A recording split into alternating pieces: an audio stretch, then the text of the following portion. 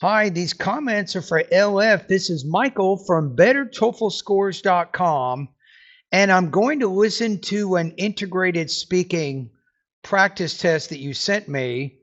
So you say here, hello, Michael. Here's my response for speaking task 2 of the TOEFL exam. Please listen and provide feedback on it. And any YouTubers, if you want to practice, now's your time. So I'm going to read the reading passage out loud. I'll even read the listening passage. And if anybody wants to practice, you can prepare your response and then record it.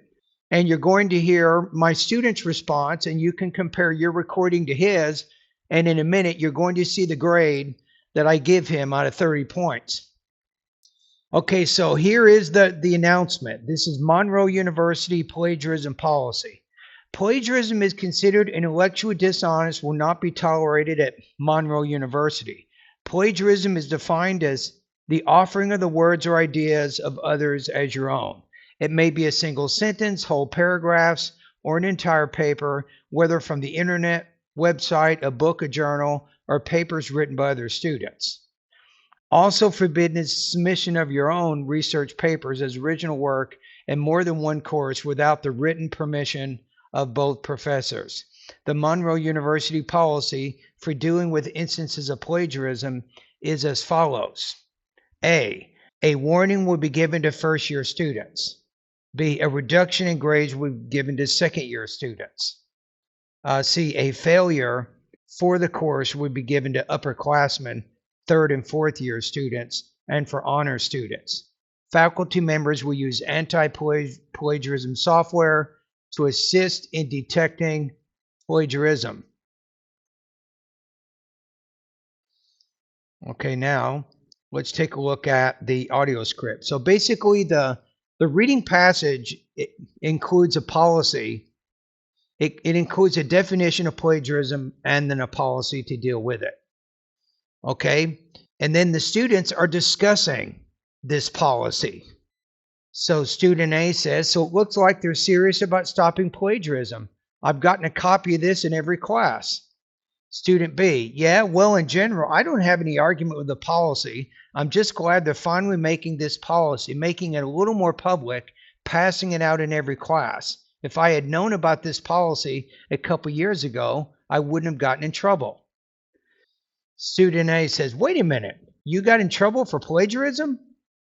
Well, yeah, it wasn't exactly plagiarism, at least. I didn't consider plagiarism, but it did violate the policy. See that part about using the same research paper for more than one class? Well, I was writing a paper for a geology class and one for chemistry class. They were both about hydrocarbon compounds, and I used one section of my geology paper in my chemistry paper. I didn't know I couldn't do that. I'll tell you one more thing. That software for detecting plagiarism really works, or at least it did for my paper. So what happened? Did you just get a warning? No, at the time I was in my second year here, so the grade on both my papers was lower by a whole letter grade. That's another thing about this policy. I don't understand why a first year student gets a warning and a second year student gets a lower grade. That doesn't seem right to me. Yeah, I know. That seems strange to me too. I suppose the idea is the longer you've been a student here, the more aware of the policy you should be.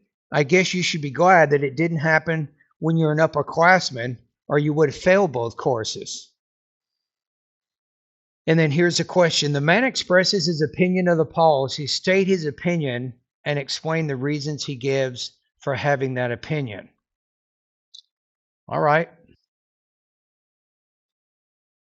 And let me, okay, I want to be able to kind of look at it as we go too. Okay, here we go.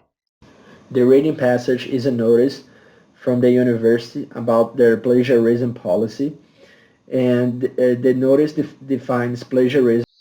It will be and its accompanying consequences, right? But what I would do is you're not, when you include the introduction, what's the purpose of the introduction, right? You're trying to prepare your listener for what you're talking about, and you're talking about a policy, an announcement by the university. But you're also talking about two students' reaction to the policy. That's what you didn't mention, right? So the intro would be better if you include, maybe you might use a compound sentence in which you connect the main points of both the reading and the lecture. It might be something like this. The reading passage explains a policy about plagiarism and its accompanying consequences.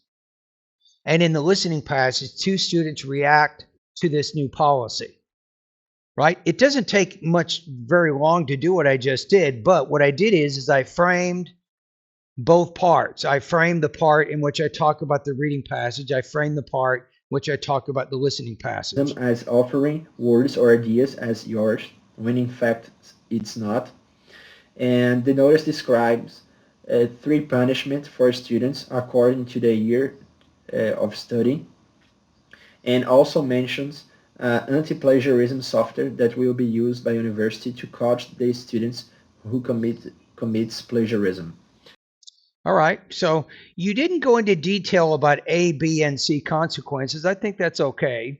But you did give a pretty good overview of the reading passage. The audio is a conversation between a male and a female, both of them regarding this plagiarism policy. The male think it's not fair for him, this policy, because second year students will get lower grades when first year students will get only a warning. And he was in trouble before because he broke this policy. And the woman says that the more you are a student in the university, the more aware you are from this regulation. So if you break it, you will face severe consequences because of it. Let me go back to that last part. I'm not going to say that's 100% Says accurate what you that said. the more you are a student in the university, the more aware you are from. The more you are, I would say the longer you have been a student at the university, the more you should be aware of this policy, right?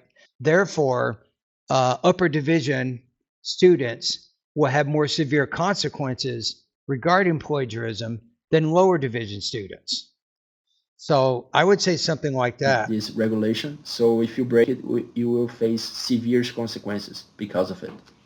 Okay. All right. Now let's take a look at how you'll score on this. I'm looking at the rubrics right now, the integrated speaking rubrics. So on a scale of say 4, 3, 2, 1, I think that you're in the 3 area when it comes to your delivery. I think your overall intelligibility remains good. It says here, it says you exhibit minor difficulties with pronunciation, intonation, or pacing. So I think that kind of describes where you are right now with this. Okay, let's take a look at language use. I'm looking between 4 and 3 here. So response demonstrates good control of basic and complex grammar, effective word choice. I think that you remember where you said you said more you've been a student. I changed that to the longer. So you did have some word choice issues in there. So I think with language use, I'm going to say 3. So response may exhibit some imprecise or inaccurate use of vocabulary or grammar structures, or be somewhat limited in the range of structures used. Right?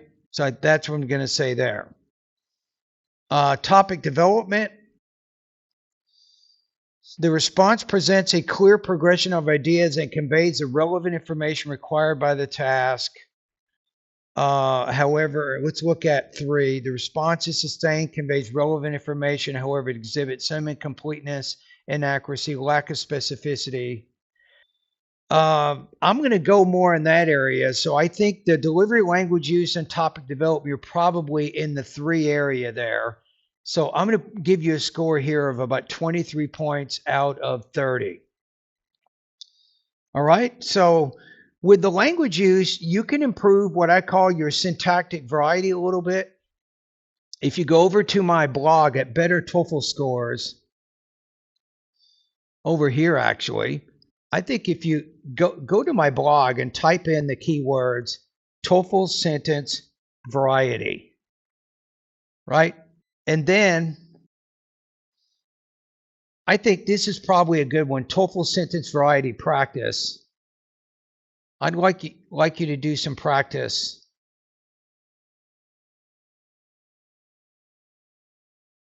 in this area.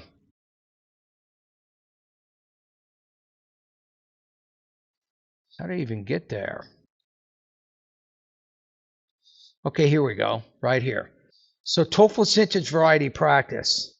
I would go through here. You can get there's a lot of really good practice right here, the first three, and then you have some writing practice exercises in steps 4, 5, and 6, and 7 of this particular web page. I think that would be good for you right now based on your level. All right, so your score here is around 23 out of 30 points according to the IBT rubrics for the integrated speaking task. And thank you for completing this assignment.